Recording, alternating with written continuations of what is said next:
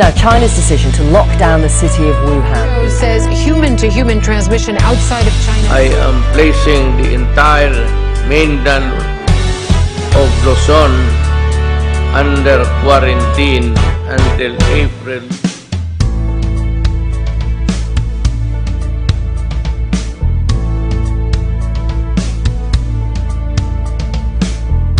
Iwa kita ngunyan inaagihan sa tuyang banwaan pinuprubaran sa krisis tangunyan dapat tarabangan ang pagkasararo kaipuhan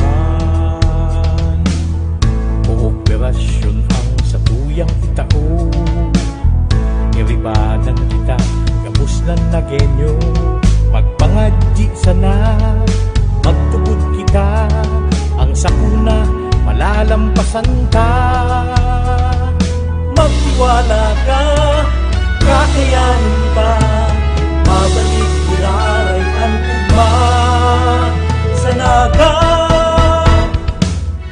dawat pa may takot dahil kita matugot na mawala sa tuyang paglaom ang gabos iribanan sa paghampang sa laban bitbit sana ang paninindugan naging ka basta kita natatanyo kita piling andam nagenyo laban lang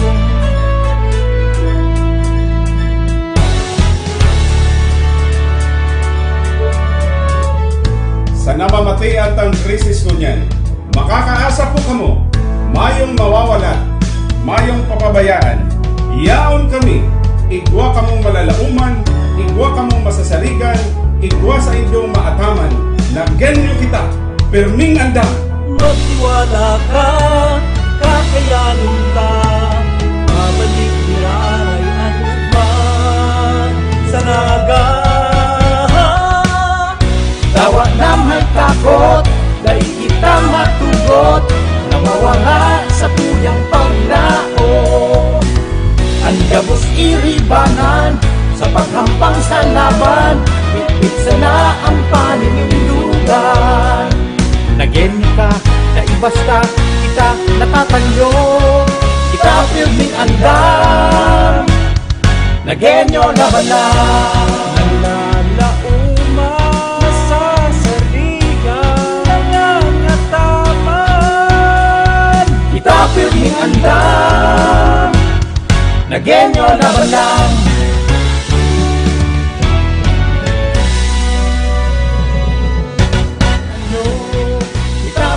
andam nagenyo laban lang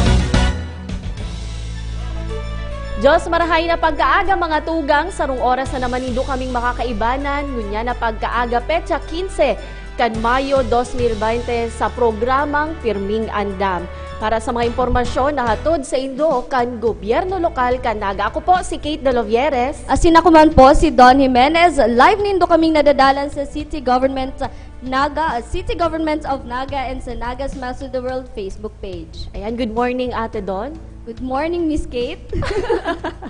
Ayan, ngunyan mga tugang, padagos kitang nagaantabay asin nagbabantay sa hiro kaining bagyong Ambo.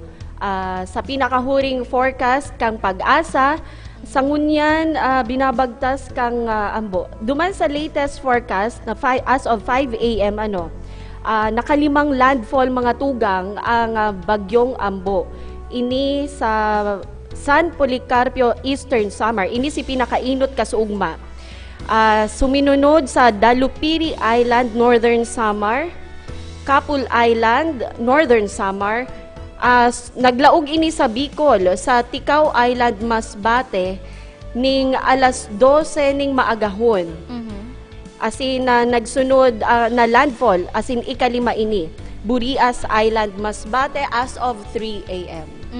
And based, Miss Kate, duman sa inisyo nga ni Nindaanon na briefing kan subago kan pag-asa, ang typhoon pigihiling na magpasiring na dyan sa Mayragay Gulf and iniyo piglalaoman na mag-landfall dyan sa Bondoc Peninsula sa Southern Quezon ngunyan na pagkaaga. As of 5 a.m. Don? So, ngunyan mga tugang, araatsan sana, aapudanta ulit ang Pag-asa DOST Legazpi para sa saindang alas 8 ning aga na update. So bago nag-briefing sinda, nag-weather briefing sindang 5 a.m. And dumana mention ninda na sunod nindang weather bulletin 8 a.m. So aaramon ta, Miss Kate, kung igwa kitang bagong updates. Ta ini yung si Bagyong Ambo, garo naglilihis na.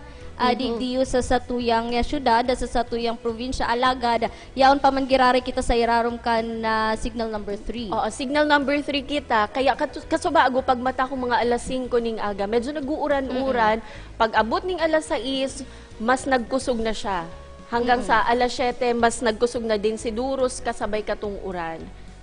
Okay, Miss Kate, nasa ibong na linya na si Pag-asa DOST Legazpi, ang sa tuyang makakaulay na weather forecaster. Ngunyan na pagkaaga, Diyos maray na aga po, sir.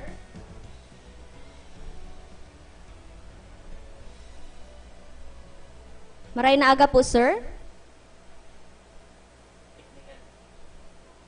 Ayan, mga tugang alatalaton garo nagkakaigwa kitang technical difficulties. Aram nindo, digdiyo kaya sa Naga City, nagpupuuna ang pagkusog kan uran asin na duro. So, ang tabayanan ini yung linya ni Sir Riniel, Miss Kate, ang weather forecaster ngunyan, dyan sa Pag-asa DOST Legazpi. Purbaranta ulit, maray na aga po, sir.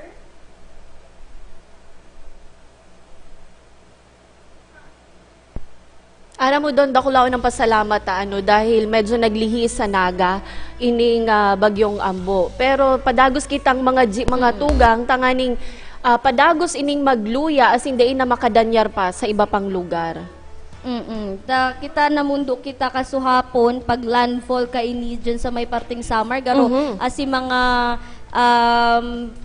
piga-upload na photos and videos kung residents duman. Igwa nga ning covered court, Miss Kate, na talagang nagrumpag nagbagsak huli digdiyo ki Bagyong Ambo.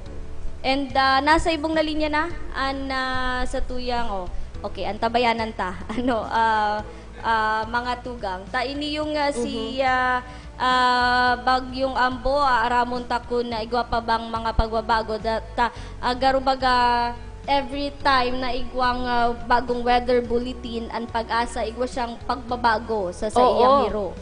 Kasuugma, sa forecast kasuugma, ang track kang bagyong ini maagi sa Ligaw, pasiring sa Kamsur, matumbok ini sa Naga, Camarines Norte. Pero pag mata ko kasubagong maagahon, naugma ako kang nahiling kong harayo na siya sa Naga. And kung sususugon ta itong hanggang alas 10, hanggang alas 12 ning ugto, na track kang bagyo, talagang malihis na iniyo sa tuya. Suhapon, Miss Kate, nahihiling ta na medyo nagbababa ini yung truck na bagyo ayaw na siya sa may babang part na Camarines Sur and subago aning aga nahiling ta na truck niya na padiretso na siya sa Quezon Province. So, kung igwa kita dyan mga nagen, yung mga kababayan na nasa may parte Quezon Province, mag-andam po kita, bakula sa mga nagen, yung si mga nagdadalan sa tuyang ngunyan. And ako laon sa tuyang pasalamat sa gobyerno lokal kan Naga dahil sa ibunga ni kang kasiributan sa COVID-19, nagibo pa kan gobyerno lokal na gibuhon si paagi tanganing ma-evacuate gabos na mga residente na yaon duman sa low-lying areas digdi sa Naga. As of 6 a.m., Miss Kate, diba na-mention mo kan subago nasa 2,000 plus na-evacuate. Iniyo, pigsundo sinda saro-saro mga tugang akan su hapon until kan su banggi matanga na nag-evacuate pa para sa preemptive evacuation. And duman, kasabay kan pag-evacuate sa inda, pigtawan sindang mga face mask na washable. Pati nga ni si mga aki, Miss Kate, pigtawan pa, and pigtawan pa sindang relief. And ngunyan, dagos-dagos manggirari ang tabang pigahalat-halat kan LGU naga si posibleng maging epekto pananggad kay ni yung bagyong Ambo sa tuyat. Dawa nga ni medyo naglilihis na iniyo sa Naga City, sa Camarines Sur, dahil kita pwedeng makampante, Miss Kate.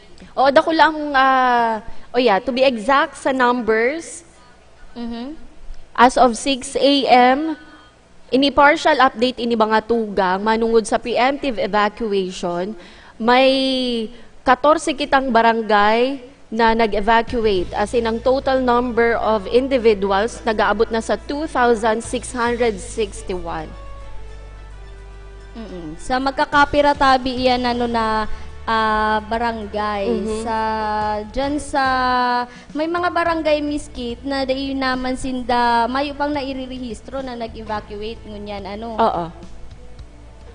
Ang pinaka dakol na individuals yaon sa Bagong Bayan Sur and Santa Cruz. Sa Santa Cruz nag-aabot ang nag-evacuate 160 individuals.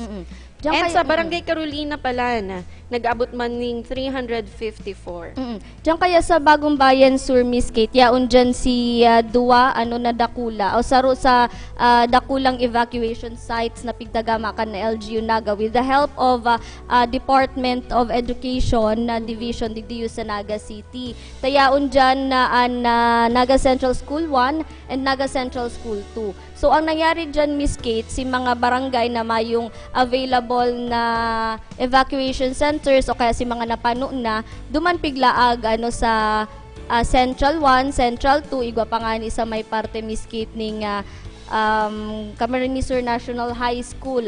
So, si mga spillover, piglaag, duman sa mga available spaces pa na igwan dakula na dakol na lugar para sa satuyang evacuees. Oo, kadaklan na spillover yaon duman sa JMR Coliseum. Tama. Kasuhapon nagpasiring, Miss Kate, iyang si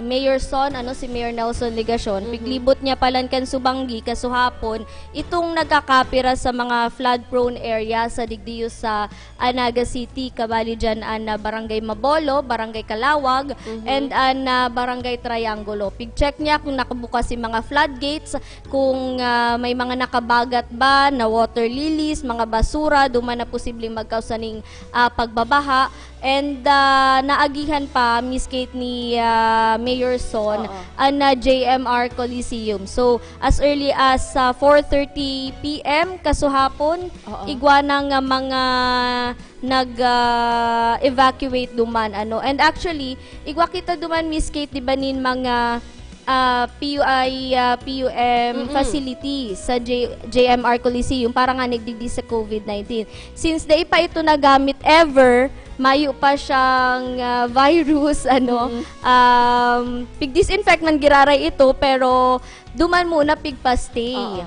Sa mga tents duman, sa tuyang evacuee, si family, si iba sa yaon sa bleachers, kung may hiling ta, Miss Kate, digdiyo sa screen, iyang mga tent na yan, dyan nagtinir si ibang day makakaigo dyan, yaw na sa bleachers, yaw na sa may hagyanan. So, naging komportable man, sa indang sitwasyon kan Subanggi. Actually, may mga nadadangog gani kita, nagaro nagduwa-duwa, si mga ma-evacuate dyan sa JMR, nagaro ni habo nindang maglaog, a COVID site nga ni siya, PUI site. Pero, since day siya nagamit, Miss Kate, pigbukasan iniyo kan City Government of Naga, tanganing kumbaga ma-maximize ta si available na mga kagamitan digdiyo sa pagsabataman, pag-andamtaman kiya bagyong Ambo, Miss Kate. Oo, ang kagayunan nga ni kay niyo, Tuesday pa sana, sibut na ang City Environment and Natural Resources kang Naga and ang City Engineer's Office ini pagtatarabangan na malinigan ang mga drainages, pati itong nasabi mo kasubago na water lilies, siguradong nalinigan ninda iniyo kang mga nakaaging aldaw, pati itong itong mga sanga kang mga puuning kahoy, nalinig ninda iyan. Tanganing masiguro na ligtas kita ngunya na pag-agi kang bagyong Ambo. So ayan, nasa linya na po ning telepono ang Pag-asa DOST Legazpi. Maray na aga po, Sir Renil Mago. Okay, maraming na pagkaka po sa inyo. Pagabot na gano'n at nanonood sa programa sa mga PIA. Tama po ba? So, kasi bagong alas 5 ng pagkaka nakaluwag sa mga Siberiya ng Bulletin number 19 tungkol sa UC Typhoon Ambo. Bagyong Ambo nga po, maling nag-landfall at sa bagyong alas 3 ng Ambo. At may bahagi na po ng buhiyas. At sa kanyang pag-landfall ay bahagyang humina yung kanyang kusukan duros na dala-dala. So, as of 4 a.m., ang lokasyon ng sentro umata ng bagyong Typhoon Ambo ay nasa vicinity ng Claveria, Masbate o sakop pa po yan ng Burias Island sa coordinates na 10.9 north, 133.2 degrees east. So, after landfall po nito, sa mas tumutulog at itintal na sa hindi peninsula at ang Southern Typhoon. At ang niya sa palitan at pasilin kang ang sentro o mata ng bagyo ay dahil na po maagi sa kadagaan kan Camarines Provinces. Pero yung kanyang eyewall ay tatama pa rin at tatama sa mga kalupaan ng Camarines Provinces at sa ilang parte ng probinsya ng Masbate, Burias. So yun po magiging maso. Pero in general, palayo na po sa tuya sa inland Bicol itong ating bagyo na si Ambo. So ganun pa man, padagos pa rin po paglayang kusog Buros na 120 km per hour at nananatili pa rin naman sa typhoon category, although bahagyang bumaba na sa before 155, 130 din ngayon 125 na lang. And then may gas na siya na 165 km per hour moving northwestward at recast na 15 km per hour. Iglalao man ang sama sunod na 24 oras, so ibig sabihin sa agang magahon, ito ay nasa vicinity na ng Pantabangan Gada Isiya. So, ibig sabihin, Central Luzon area na siya sa aga. At maluwar siya ng PAR sa araw po ng Martes ng Pagkaga. At sa kasalukuyan, kung ang babala, dahil sa ating bulletin ng alas 5 ng Pag-aga, nakataas pa rin ang babala ng signal number 3 sa mga probinsya at lugar ng Sorsogon, Albay, Northern Masbate, kabali ang Icao and Burias Island, Camarines Norte, western portion ng Kamsur, southern portion of Quezon. Mantang signal number 2 naman sa natitirang bahagi ng Quezon, natitirang bahagi ng probinsya ng Masbate, natitirang bahagi ng probinsya ng Camarines Sur, at eastern portion ng Romblon, Catanduanes, western portion ng Northern Samar, Nueva Ecija, Nueva Vizcaya, Nueva Ecija, Quirino, Aurora, Tarlac, Pampanga, Bulacan, Metro Manila, Rizal, Laguna, Cavite, Batangas. So yun po number 2. Signal number 1 naman sa Cagayan, kasama na nga po yung Kabuyan Group of Islands. So yan po yung mga areas naman sa Northern Luzon area. At kabali dyan yung Ilocos Norte, Ilocos Sur, La Union, Pangasinan, Cayao, Kalinga, Abra, Mountain Province, Ifugao, Benguet, Zambales, Bataan, Oriental Mindoro, natitirang bahagi ng Romblon, natitirang bahagi ng Northern Samar, extreme northern portion ng Southern Samar, northern portion ng Samar, Biliran, extreme northwestern portion ng Leyte, extreme northeastern portion kan Capiz, northeastern portion kan Iloilo. So, ang bagyo nga pong si Ambo, ay bukod sa hangin na balabala nito, ay may dala rin po itong marami rin mga pagulan na ibubuhos sa mga lugar na kanyang dadaanan. At ang ating forecasted rainfall pa rin, moderate to heavy rainfall with at times intense ang mararanasan ng Bicol Region, Quezon Province, Aurora, and Marinduque. Sa aga naman, May 16, lauman pa rin yung moderate to heavy rain with at times intense rains over Northern Luzon area and some parts of Central Luzon area. Kung kaya't ang mga kababayan natin na mga nakatira sa mga nabanggit ko mga probinsya ng kapapaloob sa tropical cyclone wind signal, lalong higit dito po sa atin sa Kabikulan, ay pinapag-ingat, pinapa-alerto pa rin sa mga pag-ulan na ating namamatian na magdudulot ng mga pagbaha, pagguho ng lupa, ganoon din naman sa kadagaran ay yung storm surge ay posible pa rin mamatian. Aabot po ng 2 metro ang langkaw ng storm surge sa mga costales ng Bicol Region, Quezon, and Aurora. So yan po ang update ng ating panahon mula dito sa Pag-asa Southern Luzon, Legazpi City, Rangel Mago, Laguna. Hello, Sir Mago. Yes po. Yes, may karagdagan lang po kaming katanungan na gusto po sana naming malaman kung anong oras po yung closest na posible pong pagdaan nitong bagyo within the vicinity of Naga City po. Within the vicinity of Naga City. So, kung yung pinakakaramihan po, kasalukuyan, at the moment, ay yun yung mga time na karamihang bagyong Ambo sa bisinidad sa Kamsur. Although yung sentro o mata ng bagyo ay nasa dagat, nasa may Ragay Gulf. Sa paglabas niya dyan sa may Burias Island. Kasi rin nga po yun ng probinsya mo ng Quezon, Southern Quezon, Bundok Peninsula. So kaya yung kanyang ay hindi tatama sa kadagaan kan Kamsur at Camarines Norte. Nasa dagat lang siya, nasa tubig, pero yung eye wall ay tumatama po sa kasalukuyan dyan ngayon sa probinsya ng Camarines Norte, Camarines Sur. So at the moment, andyan po ngayon ang pinakang nearest distance sa Bagyo sa Kamsur.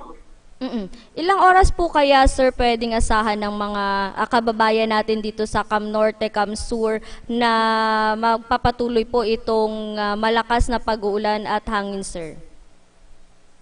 Kalaman pa rin po natin yan hanggang ngayon namin yung mga pag-ulan na yan. Although sabi ko nga, pagpalayo na sa Mainland Bicol, kasi rin na siya ng Quezon, pero yung pamanggirara yung kanyang sirkulasyon na tatama pa rin yung eye wall. Kasalukuyan, tumatama nga dyan sa province of Camarines Provinces. Po anong category po ining ngunyan sa ngunyan? Garon kung ikukumpara ta po kasuugma, nagluya ang bagyo. Okay. Nananatili po siyang typhoon category. So, typhoon category pa rin po ito at although bahagyang nagluya yung kanyang stog sa 155 sa Sudma, ngunyan is 125 na rin, 125 na lang. So, nag-lesser siya ng 30 kPa. Pero ganun pa man, pasok pa rin siya sa kategory na typhoon category kung kaya the highest signal na naibibigay natin ay aabot pa rin niya po ng signal number 3. At yan po yung ating Kaya yung ating dyan nga sa Kamsur at Camarines Norte ay nakataas na po yung mabala pa rin na signal number 3. Particularly sa western portion sa Kamsur, maliban dun sa nasa Partido area. Sige sir, salamat pong maray. Diyos mabalos po sa imong update. Okay, wala pong naman. Salamatin. Okay. So ayan mga tugang, nakaulay ta ulit ang Pag-asa Legazpi manungod sa padagos na pigbabantayan tang bagyong Ambo. So Miss Kate, ngunyan pala as of the moment sina-experience tang pag-uuran.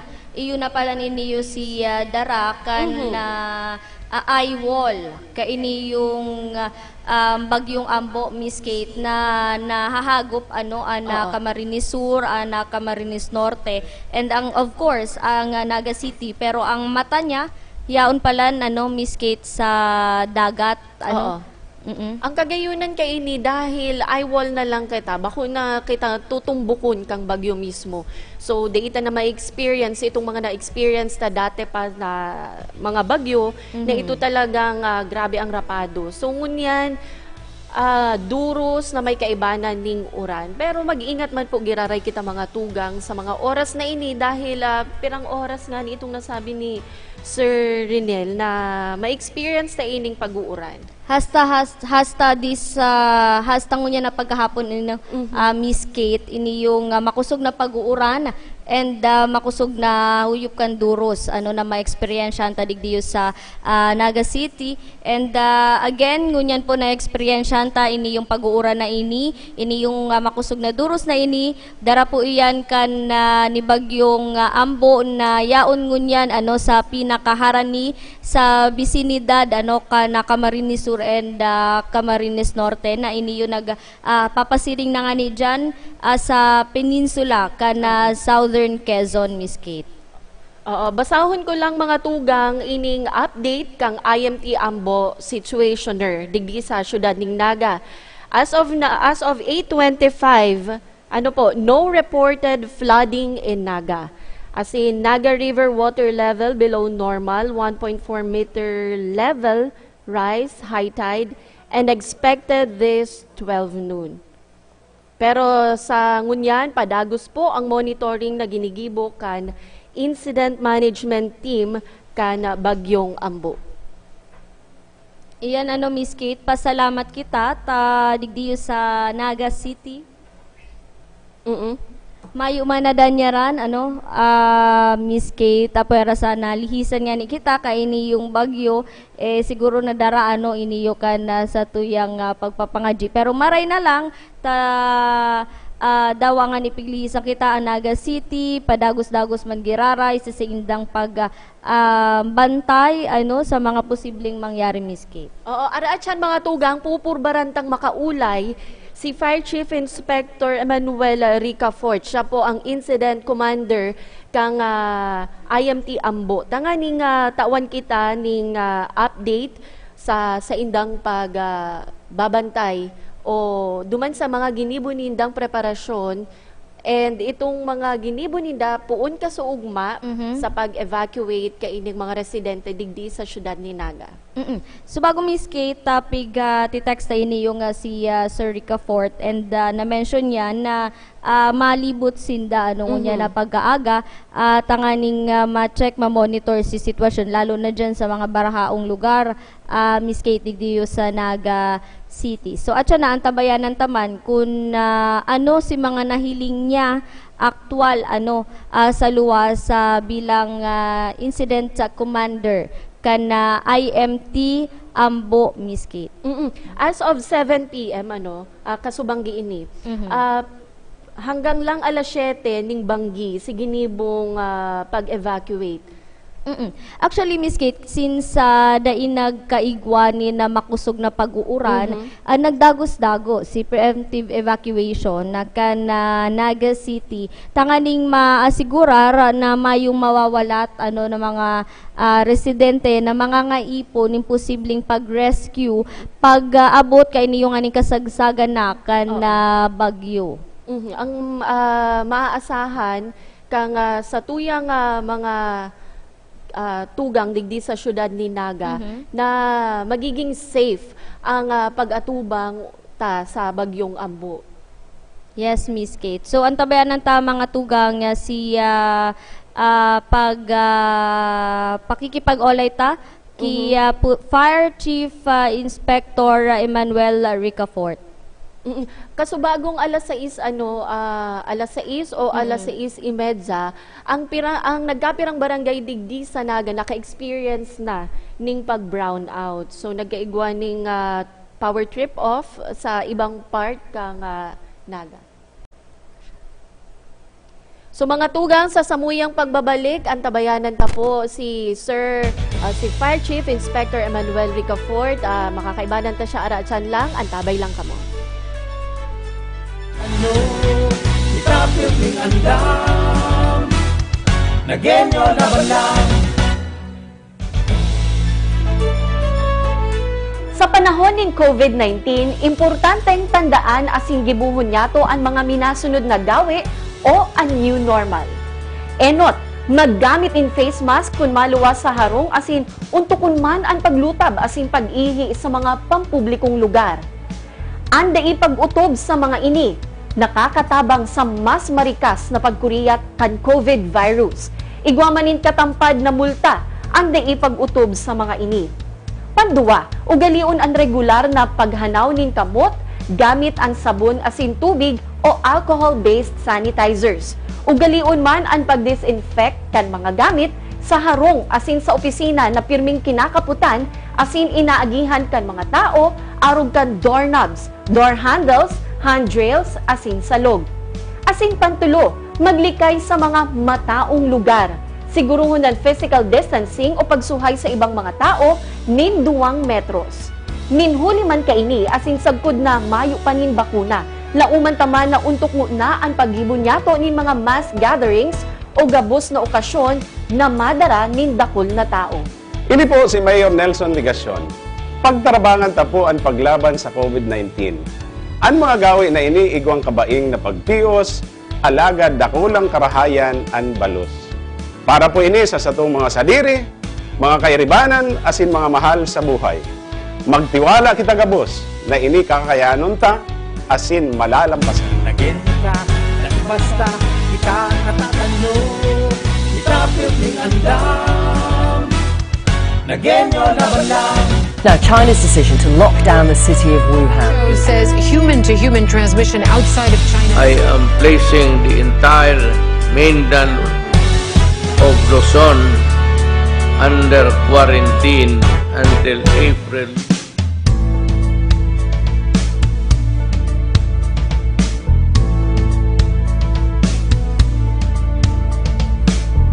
Igwa kita ngunyan inaagihan, sa tuyang banwaan pinuprubaran. Sa krisis tangunyan dapat tarabangan ang pagkasararo kaipuhan.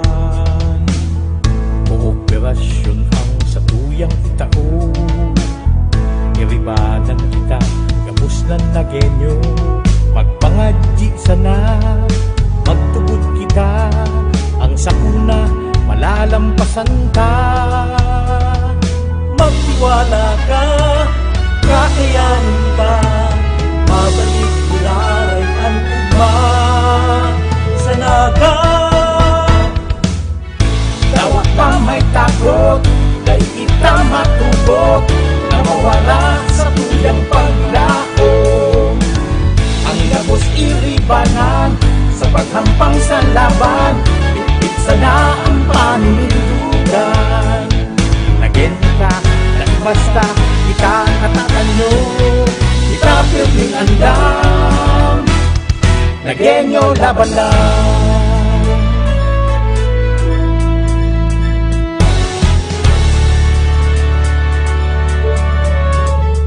Sa namamatay at ang krisis kunyan, makakaasa po kamo, mayong mawawala, mayong papabayaan.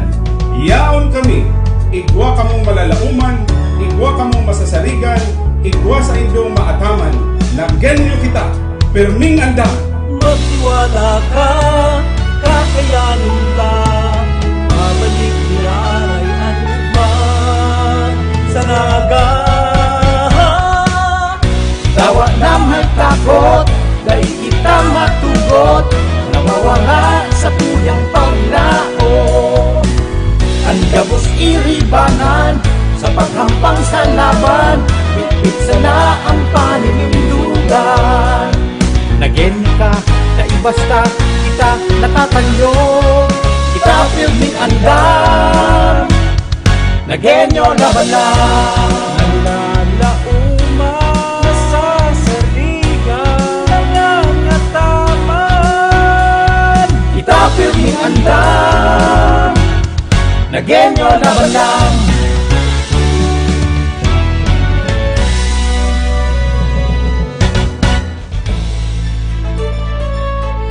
Sa panahon ng COVID-19, importanteng tandaan asing gibuhon yato ang mga minasunod na gawi o ang new normal.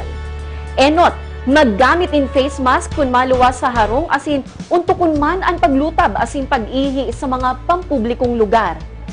Anda ipag-utob sa mga ini, nakakatabang sa mas marikas na pagkuriyat kan COVID virus. Igwamanin katampad na multa, anda ipag-utob sa mga ini. Pandua, ugalion ang regular na paghanaw nin kamot gamit ang sabon asin tubig o alcohol-based sanitizers. Ugalion man ang pag-disinfect kan mga gamit sa harong asin sa opisina na pirming kinakaputan Asin inaagihan kan mga tao, arog kan doorknobs, door handles, handrails, asin salog. Asin pantulo, maglikay sa mga mataong lugar. Siguruhon ng physical distancing o pagsuhay sa ibang mga tao nin 2 metros. Ninhuli man kaini asin sagkod na mayo panin bakuna. Lauman taman na untok na ang paghibon yato nin mga mass gatherings o gabos na okasyon na madara nin dakol na tao. Ini po si Mayor Nelson Ligacion. Pagtarabangan ta po ang paglaban sa COVID-19. Ang mga gawi na ini igwang kabaing na pagtios, alagad dakulang karahayan an balos. Para po ini sa satong mga sadiri, mga kairibanan, asin mga mahal sa buhay. Magtiwala kita gabos na ini kakayanon ta, asin malalampasan. Naging ka, basta kita natatanyo, itapil ng andam. Nagenyo na ba lang, tanyo, itapil ng andam. Nagenyo na ba lang. Babalik mga tugang ang programang Pirming Andam kan gobyerno lokal kan Naga. Ngunyan nga ni po mga kaibanan tana si Fire Chief Inspector Emmanuel Ricafort, ang Incident Commander kang IMT Ambo. Maray na aga po, sir. Good morning, ma'am, at sa inyo po mga taga-subaybay. Sir, bigyan niyo po kami ng update dun po sa ginagawa po ninyong preemptive evacuation kahapon at yung hanggang po ngayong umaga. Okay. So magdamag po natin binagtayan yung sitwasyon ng bagyong Ambo. And then kagabi nga po sa chinek natin lahat ng mga evacuation centers, no, para ma-check kung talagang nag-observe ng physical distancing, Opo, social distancing, and then wearing of face mask, no. So may mga na-take note tayo doon ng mga classrooms na overcrowded. So we decided na buksan yung iba pang mga classrooms para ma-decongest sila.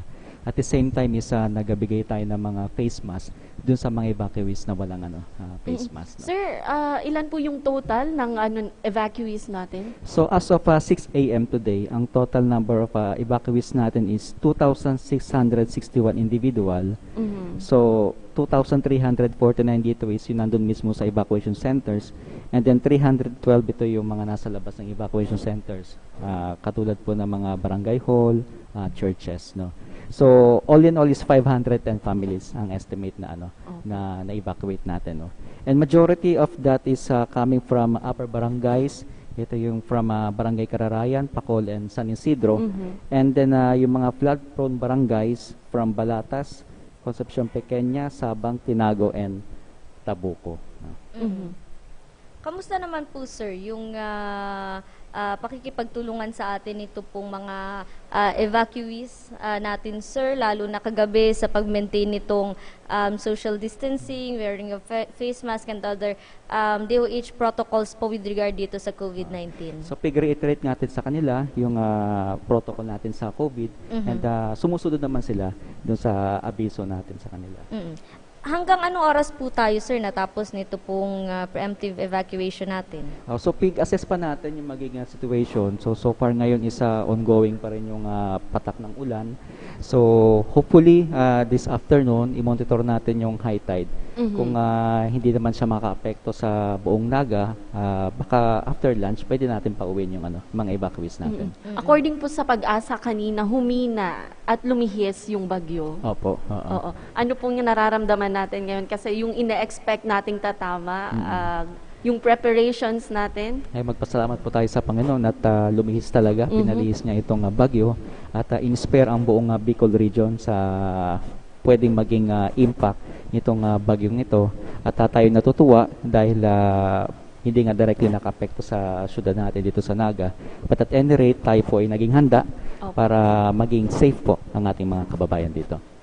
Sir, na-mention po kanina, nung nakausap namin yung weather forecaster ng Pag-asa, DOST Legazpi. Ngayon po yung na-experiensyahan po natin na malakas na pag-uulan at pahangin dahil po sa ngayon na, as of the moment, nasa nearest po tayo, closest itong bagyo sa vicinity ng Naga City. So, kagagaling lang ho natin sa labas, ano ho yung sitwasyon, sir? So, kanina nagkanda kami ng rapid damage and assessment together with CDRMO and PSO. So far, sa pag-ikot natin, Yung ating mga major roads and thoroughfares and bridges are all passable. And electricity, communication lines, and water lines are normal. Pero meron mga reported na areas dito sa Naga na walang kuryente. But ang ating kasuray ko is ginagawa na ng paraan para ma-restore po kaagad. No? And then yung water level nga po sa Bicol River is nasa above normal. So ito po yung binabantayan natin.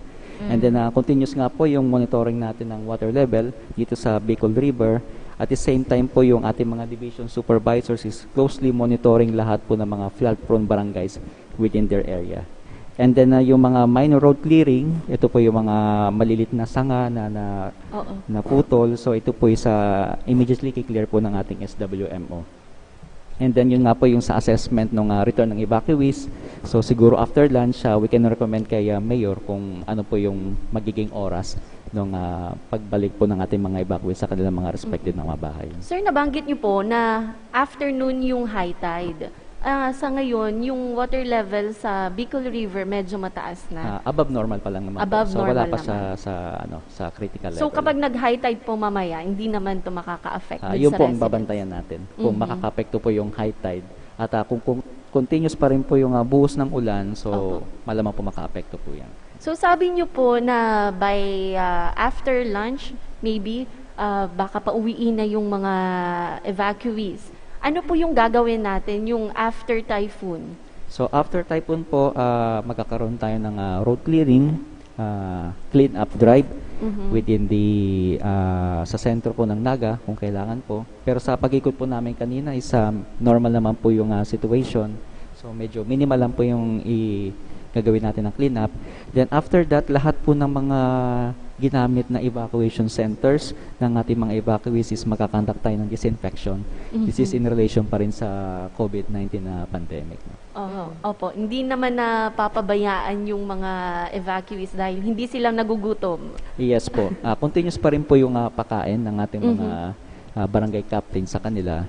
So hopefully nga po mag-normalize this lunchtime para makabalik na rin po yung ating mga evacuees sa kanilang mga bahay. Bukod sir sa evacuees and ito nga ng water level na binabantayan natin ngayon ng mahigpit, ano pa po yung mga tinitingnan natin ngayon na sa mga susunod pong oras na sinasabi nga ng DOST Legazpi, pag-asa na maghapon o hanggang hapon daw po ito malakas na pag-uulan at malakas na hangin, sir? So yun nga po, imomonitor lang po natin yung magiging situation. Kung continuous pa rin po yung pag-ulan, yung pambabantayan natin yung mga flood-prone areas. Kung kailangan pong may evacuate pa na remaining na mga residente dito sa mga areas na ito, kung kailangan natin mag-conduct ng evacuations, i-conduct po natin. So naka-ready pa rin po yung ating mga responders, naka-deploy pa rin po yung lahat ng ating responders sa mga 4 divisions na establish po natin. May nangyari po bang emergency last night, lalo na kasi inuna po natin, di ba, na ipadala sa mga ospital ito pong mga buntis, sa mga may asthma. So kagabi po, may mga nangyari pa bang emergency, sir? So far, may namonitor kami na isa sa Kararayan. Nagkaroon siya ng high blood pero nadala naman ito sa hospital. So ngayon po, ongoing pa rin sila, sir? Yes po. So sir, may na-experience ba kayong parang nahirapan ba kayo kagabi? Or may mga na-experience ba kayong hindi maganda kagabi? Kagabi siguro wala naman. Ang challenge lang po talaga is yung pag-reiterate sa ating mga kababayan yung protocol natin sa COVID kasi hindi pa sila masyadong conscious sa pagsusuot ng face mask and then yung social distancing. So andun nga mismo si Mayor kagabi, pumunta dun sa isang evacuation center to check yung status ng ating mga evacuation centers. At the same time, yung pagbubukas ng ibang classrooms na kailangan buksan dahil medyo congested na yung ibang rooms na inoccupy ng ating mga evacuees. Opo. Kagabi, sir, sa pagbantay natin dun sa evacuation, sa preemptive evacuation, may mga lumabas na evacuation sites na wala po doon sa initial nating listahan. May mga nagbukas po ba na mga pribadong kumpanya, pribadong, kumbaga, individual ng kanya pong bahay para dito sa evacuees natin, sir? Opo, meron po mga nag-offer at may mga public schools din po na wala po dun sa initial list na nakipag-coordinate tayo and then pumayag sila na ipagamit yung schools nila. So nakadagdag po ito sa number ng ating mga evacuation centers na pwedeng magamit ng ating mga evacuees. Ngayon po na nagpapatuloy yung bagyo sa pagtahak nito papunta sa Quezon Province, ano na po ang susunod, until when po na activated itong incident management team natin, sir? So ang guidance po na ni Mayor, until such time po na makapag-conduct tayo ng road clearing and clean-up drive sa buong city. Pag yan po ay natapos, at the same time yung pag-disinfect ng ating mga evacuation centers. So pag natapos na po yan, siguro po pwede na pong i-recommend natin na demove yung ating create na IMT at the same time yung mga responders.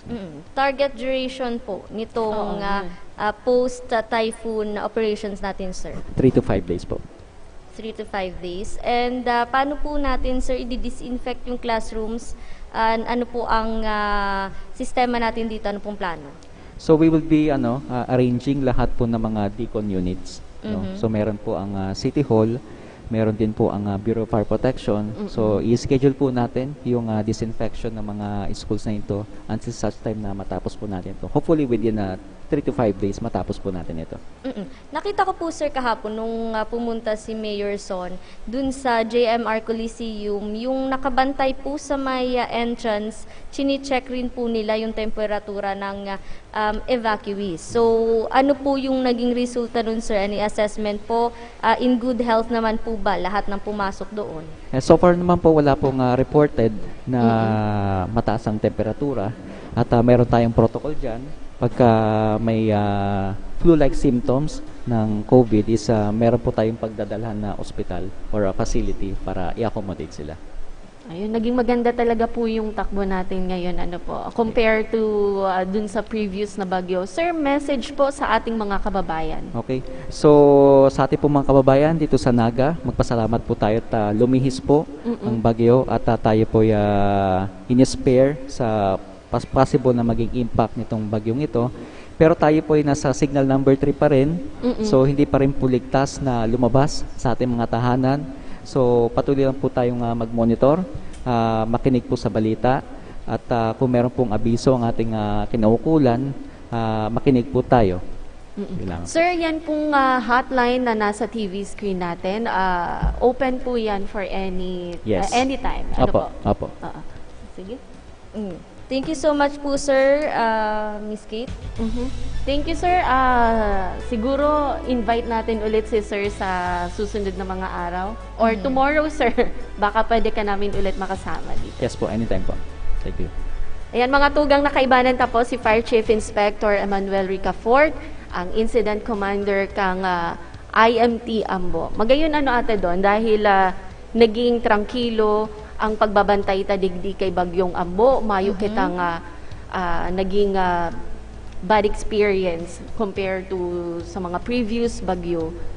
And magayon man si cooperation kan sa tuyang evacuees kan mga Nagenyo sa preemptive evacuation na ginibo kan incident management team kan LGU Naga at ang aning ma-assure si sa indaman na seguridad ngunyan na igwa kitang bagyo, Miss Kate. Oo, siguro dahil nga ni experiensyado na kita, very resilient na ang mga Nagenyo.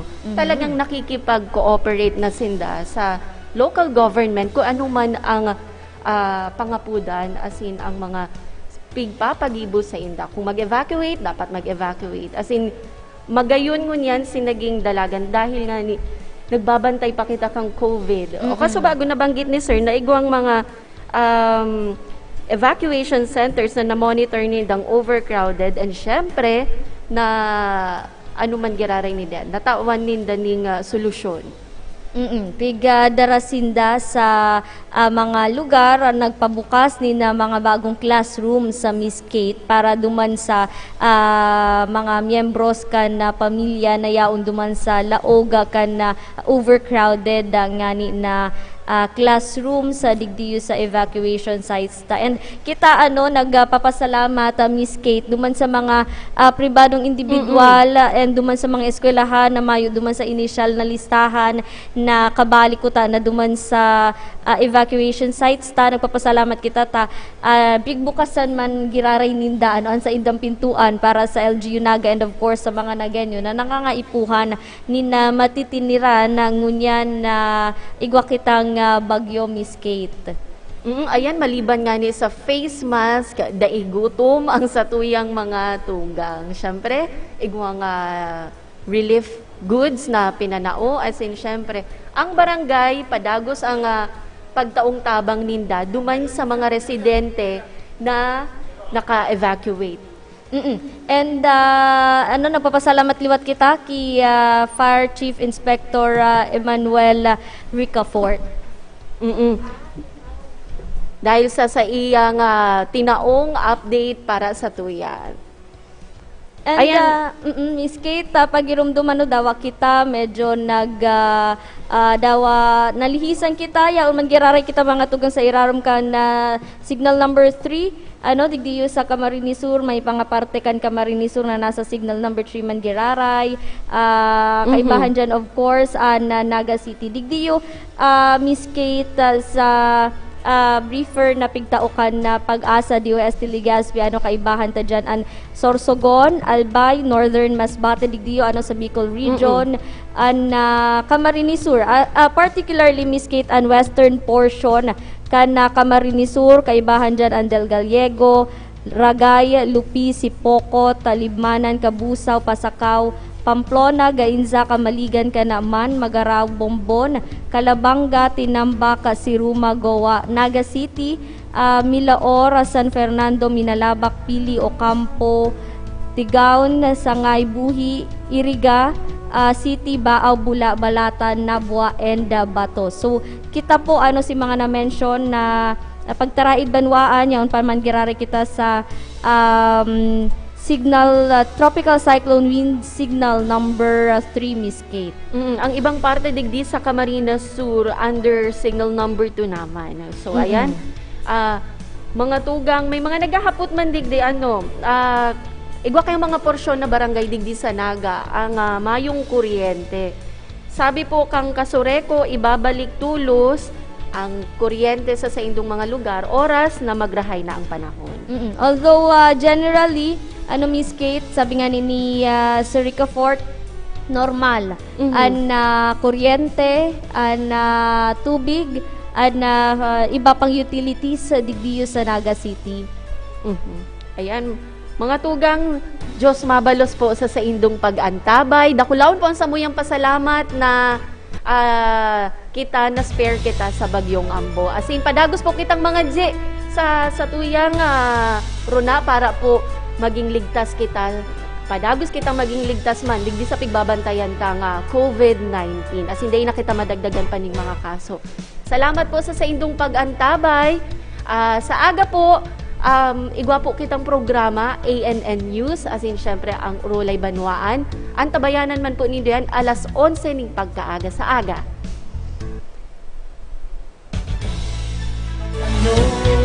Itapit ng andam Nagenyo na balang